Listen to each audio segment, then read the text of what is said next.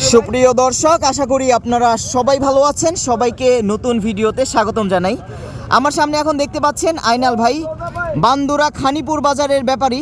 প্রতিদিন পদ্মার তাজা তাজা মাছ কিনে মৈনটঘাট থেকে খানিপুর বাজারে বিক্রি করে থাকেন। ভাই এটা কি মাছ?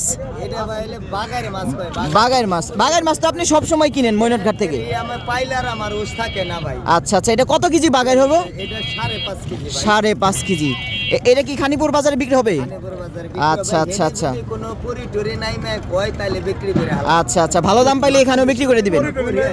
আচ্ছা আচ্ছা, আর ইলিশ মাছ আজকে তো ভাই ইলিশ মাছ অনেক কম দামে বিক্রি হয়েছে না? ইলিশ মাছ কম দামে বিক্রি হইছে। এটা ভাই আচ্ছা, আচ্ছা। 6200 হইছে বেশি। 6200 টাকা। এক একটা 300 গ্রাম, 400 গ্রাম, 500 গ্রাম, 600 গ্রাম সাইজের ইলিশ মাছ। কেমন কেজি পড়লো ভাই আজকে? ভাই ভালোই, আজকে বেশি না, আজকে একটু দাম কম। অন্যান্য দিনের তুলনায় দাম কম না? দিনের তুলনায় আজকে দাম কম। এই হলো অবস্থা মৈনটঘাট মাছের আড়তের। তো যারা পদ্মার মাছ খানিপুর বাজার থেকে কিনতে চান অবশ্যই আইনাল ভাইয়ের সাথে যোগাযোগ করবেন। আইনাল ভাই কিন্তু একদম অল্প লাভে আপনাদের পদ্মার মাছ খাওয়াতে পারবে। কি ভাই? ভাই আধা কেজি চাইলে সংসার।